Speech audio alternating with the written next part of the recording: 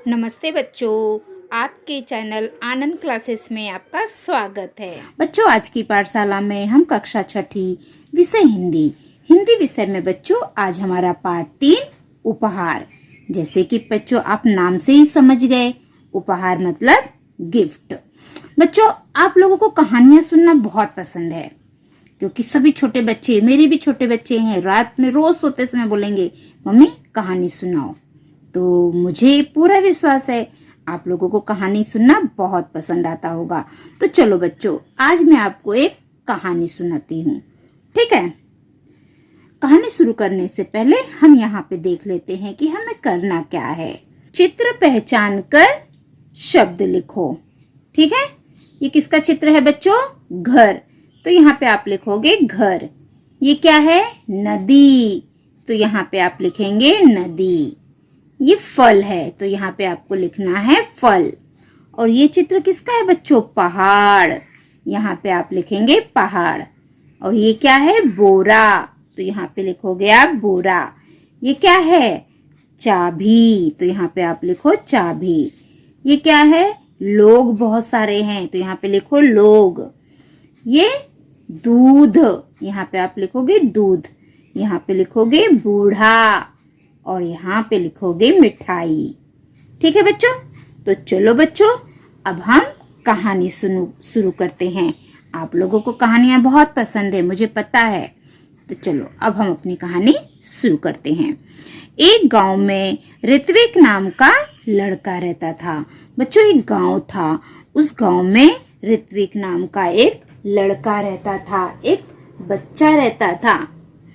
वो बहुत गरीब था। गांव के पास पुस्तक मेला लगा था। बच्चों, जो ऋत्विक है ना, वो बहुत गरीब लड़का है। उसके गांव के पास पुस्तक का, किताबों का मेला लगा हुआ था। पुस्तक मतलब किताब। उसका गांव था, गांव के पास में ही किताबों का, पुस्तकों का मेला लगा था। उसने माँ से कहा, मैं भी मेला देखने जाऊंगा। ऋत्विक अपनी माँ से कहता है कि माँ, मैं भी मेला देखने जाऊंगा। उसकी माँ बोली, देखो घर में कोई बड़ा नहीं है, तुम अकेले कैसे जाओगे इतनी दूर? जो ऋत्विक है वो अपनी माँ से बोलता है कि माँ, मैं मेला देखने जाऊंगा। तो उसकी माँ बोलती है, देखो घर में कोई बड़ा नहीं है और तुम अकेले कैसे जाओगे इतनी दूर? बेटा, मेला देखने की जिद छोड़ दो, चलो दूध पी लो। फिर उसकी मम्मी बोलती है, बेटा मेला जाने की, उसे देखने की जिद छोड़ दो, चलो अभी दूध पी लो। उसकी मम्मी मना करती है, क्योंकि घर में कोई बड़ा नहीं था। चलो दूध पी लो। माँ कहती है कि चलो दूध पी लो। अपनी माँ की बात सुनकर ऋत्विक उदास हो गया। वो माँ की बात सुनता है तो उसे अच्छा नहीं लगता है, क्योंकि उसे तो मेला देखने जाना था। ऋत्विक उदास हो जाता है और एक पेड़ के नीचे जा बैठा। वो उदास हो जाता है और जाकर एक पेड़ के नीचे बैठ जाता है। अचानक उसकी दृष्टि दूर पेड़ों के पीछे गई, जहाँ बहुत तेज रोशनी थी। वो पेड़ के नीचे जाके बैठ जाता है उदास होके। तो अचानक उसकी दृष्टि दूर पेड़ के पास जाती है। तो पेड़ के पीछे ना बच्चों, एक बहुत तेज रोशनी थी। वह उठकर वहां गया। वहां उसने सुनहरे पंखों वाली एक परी खड़ी हुई थी। ऋत्विक देखता है कि दूर पेड़ों के पीछे बहुत तेज रोशनी आ रही है। तो ऋत्विक क्या करता है? उठता है और उस रोशनी के पास जाता है। जब वो वहां पर जाता है तो ऋत्विक देखता है कि एक सुनहरे पंखों वाली एक परी खड़ी हुई है। ऋत्विक वहां पे जाकर देखता है कि एक सुनहरे पंखों वाली एक परी वहां पर खड़ी है। ऋत्विक ने हैरान होकर उस परी से पूछा, तुम कौन हो? ऋत्विक बहुत हैरान हो जाता है, तो परी से पूछता है कि आप कौन हो? वह बोली, मैं परी हूँ, लेकिन तुम यहाँ उदास क्यों बैठे हो? ऋत्विक परी से पूछता है कि तुम कौन हो? तो परी बोलती है कि मैं तो परी हूँ, लेकिन तुम यहाँ उदास क्यों बैठे हो? परी ऋत्विक से पूछती है कि तुम यहाँ पर उदास क्यों बैठे हो? परी का प्रश्न सुनकर ऋत्विक की आंखों से आंसू आ गए। वह बोला, मैं अपने दोस्तों के साथ पुस्तक मेला देखना और पुस्तकें खरीदना चाहता हूँ। ऋत्विक परी की बातें सुनता है तो उसकी आंखों में पानी आ जाता है। वो बोलता है कि मैं तो अपने दोस्त लोगों के साथ पुस्तक मेला देखने के लिए जाना चाहता था और वहां से मैं पुस्तक भी खरीदना चाहता था। यह कहकर ऋत्विक खामोश हो गया। इतना बोलकर ऋत्विक चुप हो जाता है। तब परी बोली, इसमें दुख की क्या बात है? यह समझ लो तुम्हारी मदद करने के लिए ही मैं आई हूँ। तो परी बोलती है, इसमें दुख की बात क्या है? तुम ये समझ लो कि मैं तुम्हारी मदद करने के लिए यहाँ पर आई हूँ। ऐसा मैं तभी करूंगी जब तुम मेरी परीक्षा में उत्तीर्ण हो जाओगे। तो परी बोलती है, मैं तुम्हारी मदद करूंगी, लेकिन मैं कब करूंगी?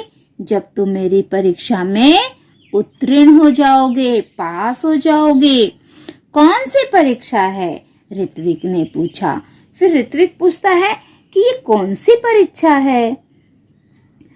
परी बोलती है, बेटा, परी ने कहा, बता दिया तो परीक्षा कैसी? तो परी बोलती है, अगर मैंने आपको बता दिया तो परीक्षा कैसी है? आगे देखते हैं बच्चों।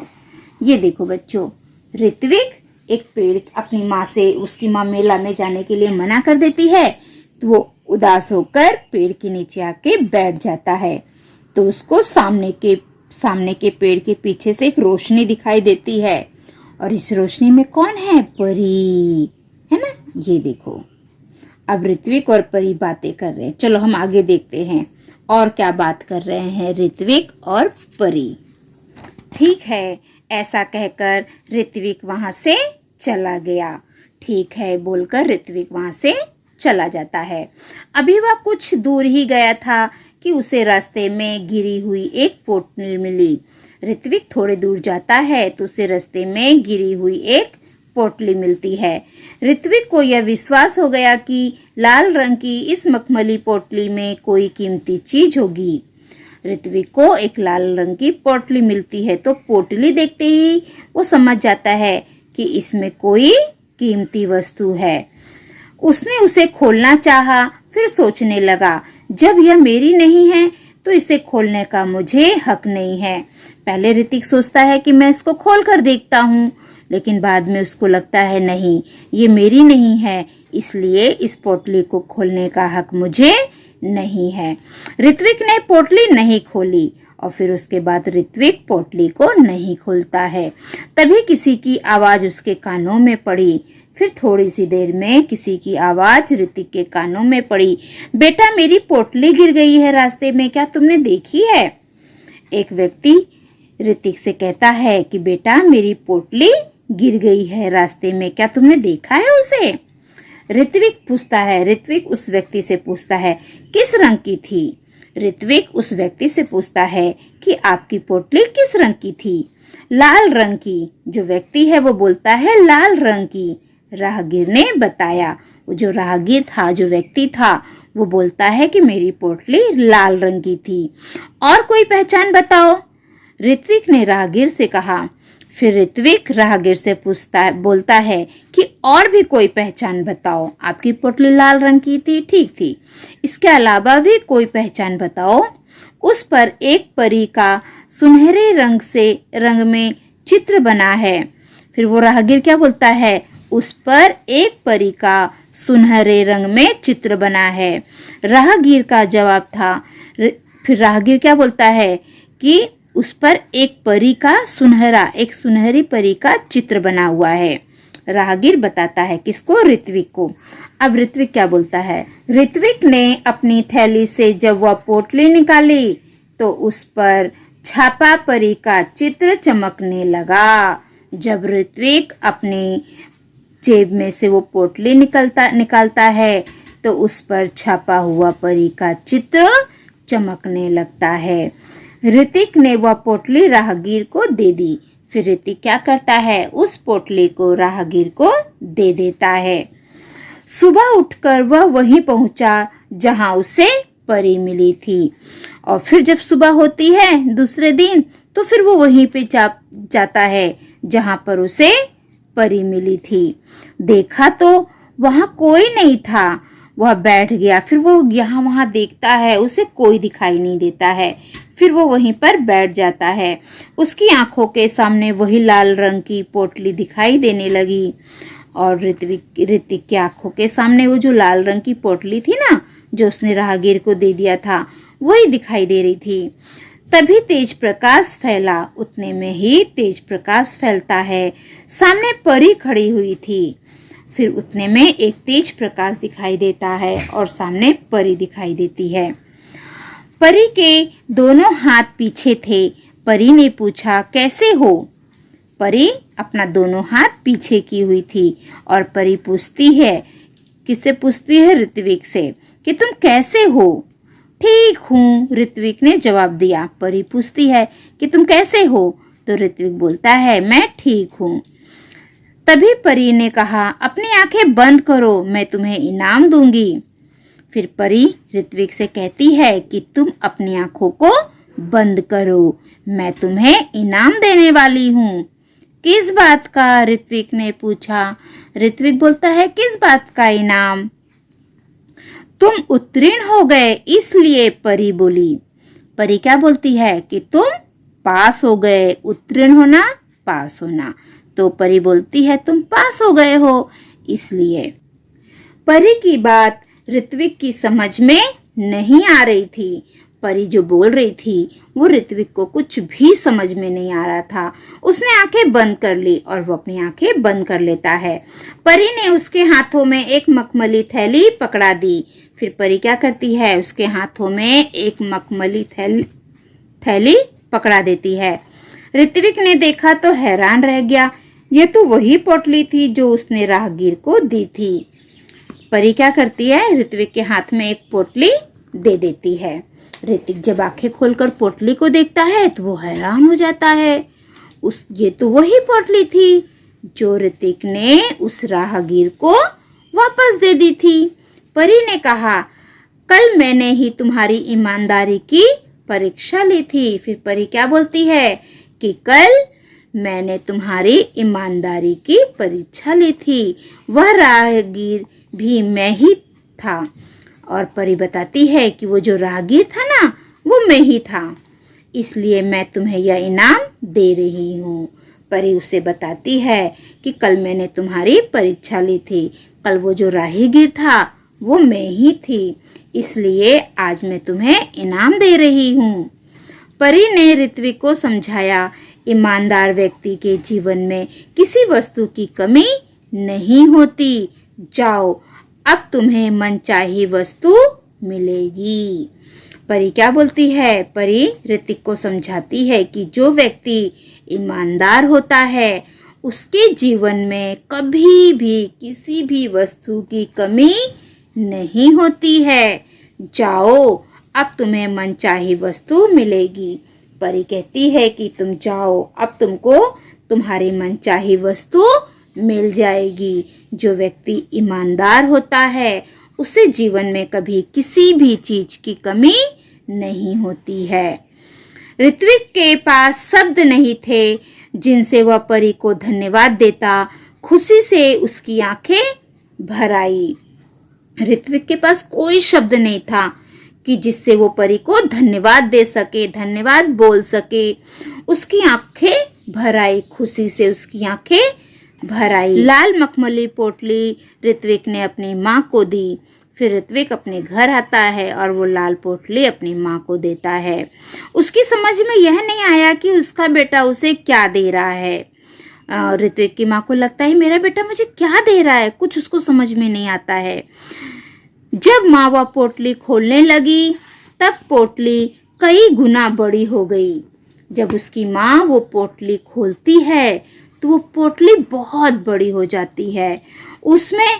उसमें से सुंदर सुंदर पुस्तकें बाहर निकल आई। पुस्तकों का ढेर देखकर माँ चकित रह गई। माँ के पूछने पर ऋत्विक ने सब कुछ बता दिया। जब ऋत्विक अपनी माँ को वो पोटली देता है तो उसकी माँ वो पोटली खोलने लगती है तो वो पोटली ना बच्चों बहुत बड़ी हो जाती है, कई गुना बड़ी हो जाती है। और उस पोटली में से बहुत सुंदर सुंदर पुस्तकें, किताब बाहर निकलने लगती है। पुस्तकों का ढेर देखकर माँ चकित हो जाती है। माँ के पूछने पर ऋत्विक ने सब कुछ बता दिया। इतनी सारी पुस्तकों को देखकर ऋत्विक की माँ चकित हो जाती है। वो उससे पूछती है सब क्या है, तो ऋत्विक उसे सब बता देता है। अब ऋत्विक ने मित्रों के लिए अपनी बहन कृतिका की सहायता से पुस्तकालय खोला। फिर ऋत्विक क्या करता है, अपने मित्रों के लिए अपनी बहन कृतिका की सहायता से पुस्तकालय खोलता है। वहां सभी बच्चे आकर अपनी मनपसंद पुस्तकें पढ़ने लगे। ऋत्विक ने क्या किया, उन पुस्तकों का एक पुस्तकालय खोला और सभी बच्चे वहां पर आकर अपने मनपसंद पुस्तक पढ़ने लगे। उनको पूरा गांव पुस्तक मित्र के नाम से जानने लगा और पूरा गांव उसको पुस्तक मित्र के नाम से जानने लगा। ऋत्विक ने पुस्तकालय को ही अपने जीवन का ध्येय बना लिया और ऋत्विक क्या करता है, उस पुस्तकालय को ही अपने जीवन का ध्येय बना लेता है। उसका सारा समय पुस्तकों के बीच बीतने लगा और ऋत्विक का सारा समय अपने पुस्तकों के साथ बीतने लगा। एक दिन पुस्तक पढ़ते पढ़ते ऋत्विक की आंखें लग गई। देखता क्या है कि पुस्तकें उससे बातें करने लगी। उससे एक पुस्तक ने पूछा, ऋत्विक, अगर तुम अपने जीवन में बड़े आदमी बनोगे तो क्या तुम हमारा साथ छोड़ दोगे? बच्चों, इन पुस्तकों को पढ़ते पढ़ते देखो यहाँ पे ऋत्विक सो जाता है। ये देखिए, वो पुस्तक पढ़ रहा था और पढ़ते पढ़ते वो सो जाता है। ऋत्विक की आंख लग जाती है तो वो सपना देखता है। बच्चों, सपने में क्या देखता है कि ये जो पुस्तक है वो ऋत्विक से बोल रही है, क्या तुम अगर बड़े होके अपने जीवन में अगर तुम बड़े आदमी बन जाओगे तो क्या तुम हमारा साथ छोड़ दोगे, हमें भूल जाओगे? ऋत्विक देखो क्या बोलता है। ऋत्विक ने कहा, नहीं नहीं, अब तो तुम ही मेरे साथी हो, मित्र हो। तभी किसी ने दरवाजे की घंटी बजाई और उसकी नींद टूटी।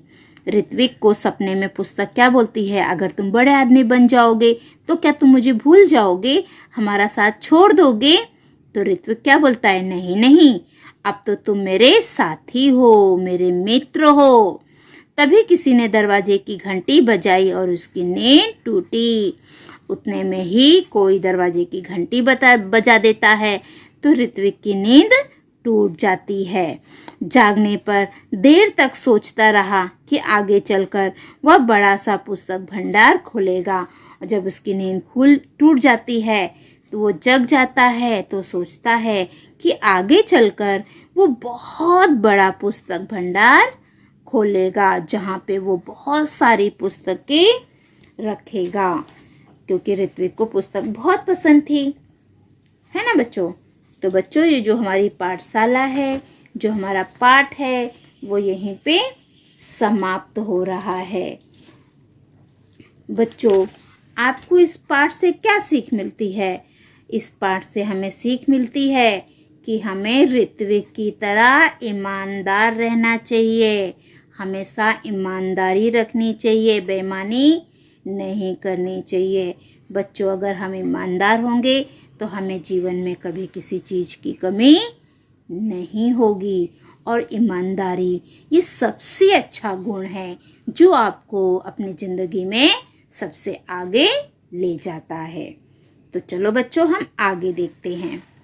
मैंने समझा, आपने इस पाठ से क्या समझा वो आपको यहाँ पर लिखना है। तो आप यहाँ पर लिखिए, आपको जो भी समझ में आया है वो आपको यहाँ पे लिखना है। शब्द वाटिका, नए शब्द, तेज, प्रखर, पोटली, छोटी थैली, हैरान, चकित, राहगीर, पथिक। मुहावरे, आंखें भर आना, दुखी होना, तय करना, निश्चय करना, चकित होना, आश्चर्य करना, आंख लगना, नींद आ जाना। आगे भाषा की ओर, निम्नलिखित शब्दों के समानार्थी शब्द इस कहानी से ढूंढकर बताओ। तो आपको इस कहानी में से समानार्थी शब्द ढूंढकर बताना है। अभी ये क्या है? सखा। तो सखा का समानार्थी शब्द क्या होगा? बोलो। मित्र। सखा का समानार्थी शब्द मित्र। फिर ये क्या है? जननी। जननी का समानार्थी शब्द माँ। वृक्ष।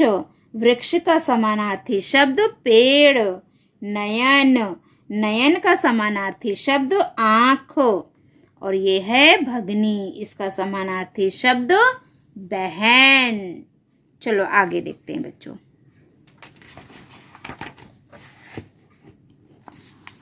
सुनो तो जरा। कार्टून कथा सुनकर उसे हाव भाव सहित सुनाओ। तो बच्चों आप कोई कार्टून की कथा पढ़िए या उसे सुनिए और आपको स्कूल खुलने पर अपनी कक्षा में सुनाना है। ठीक है? बताओ तो सही, बड़े होकर क्या बनना चाहते हो? बच्चों बताओ, आप बड़े होकर क्या बनना चाहते हो? मुझे तो टीचर बनना था, मैं तो टीचर बन गई। आप क्या बनना चाहते हो? आप मुझे कमेंट करके बताओ। ठीक है?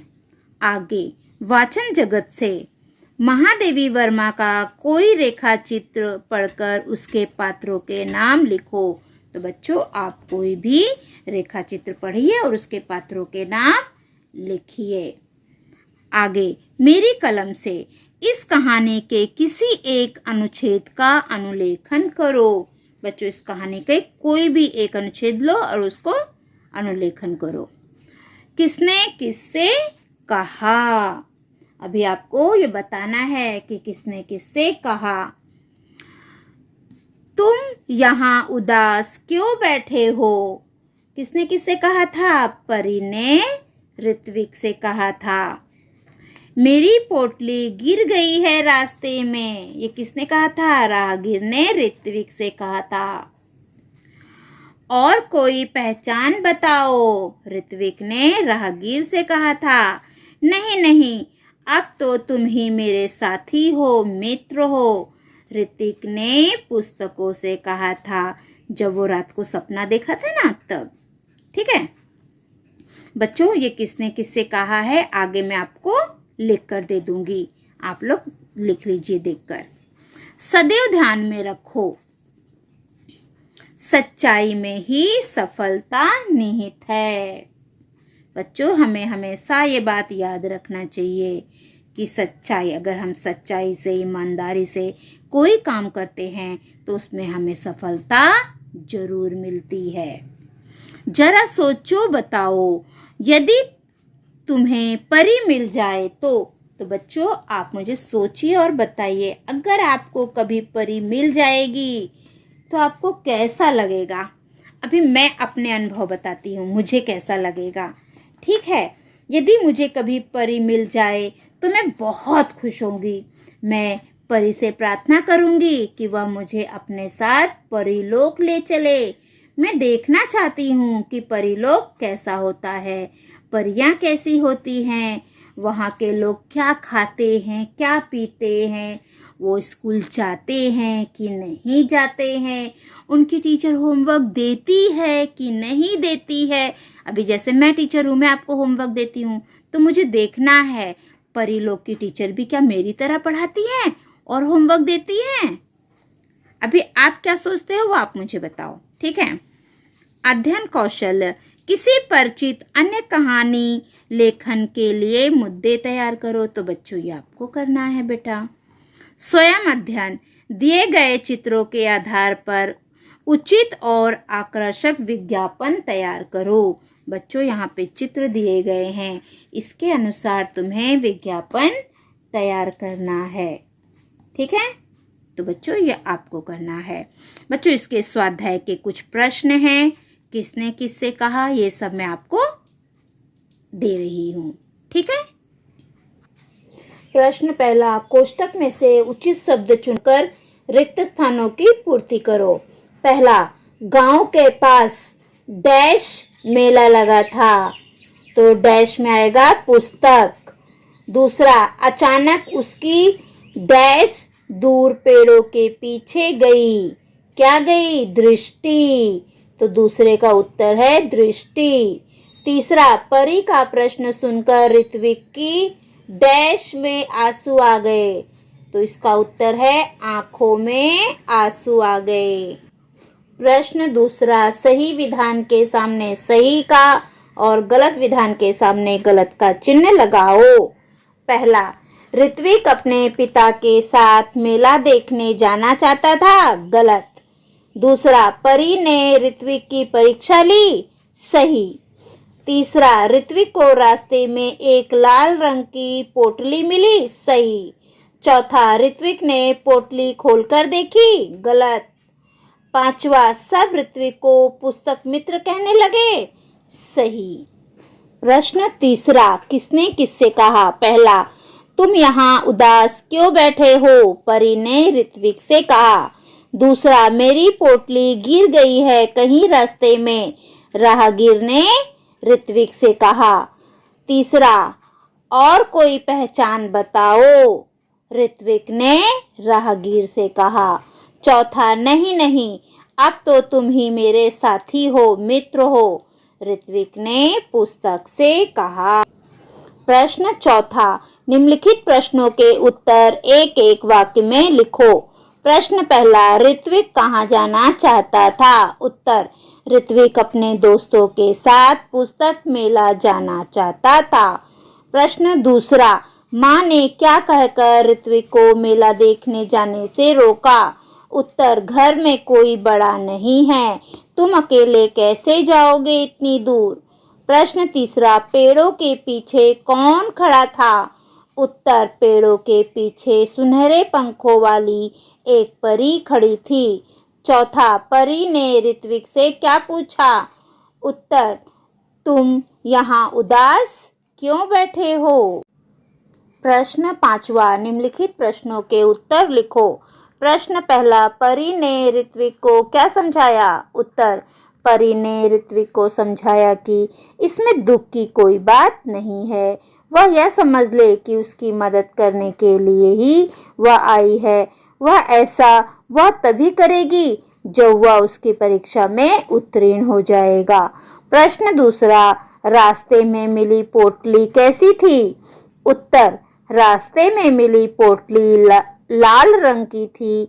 वह मखमल से बनी थी और उस पर सुनहरे रंग में एक परी का चित्र बना था।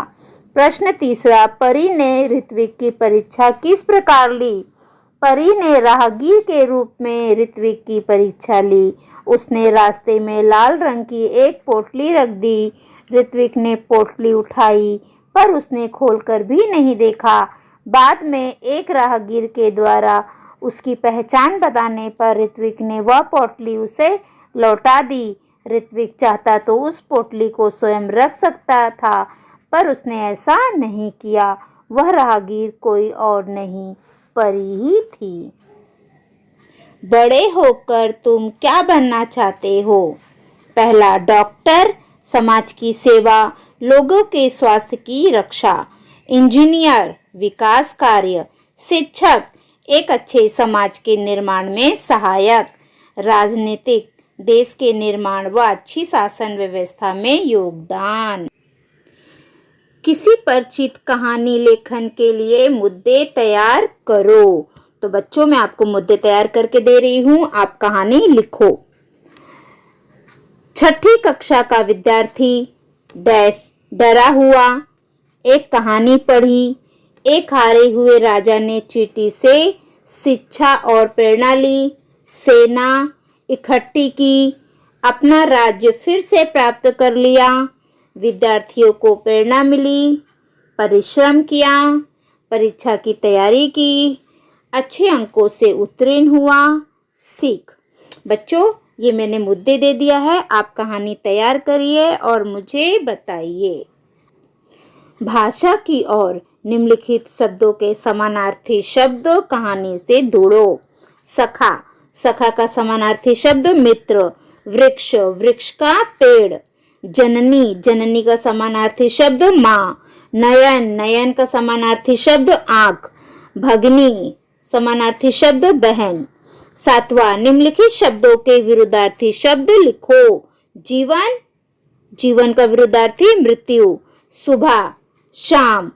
जागना, सोना। दोस्त, दुश्मन। दूर, पास। बड़ा, छोटा। आठवां, शब्दों के बहुवचन रूप लिखो। पोटली, पोटलियां। लड़का, लड़के। आँख, आँखें। परीक्षा, परीक्षाएं। पुस्तक, पुस्तकें। परी, परियां। बच्चों, हमारा सबसे आखिरी प्रश्न, नाम हमारे, चित्र पहचान कर शब्द लिखो। तो पहला चित्र किसका है? घर।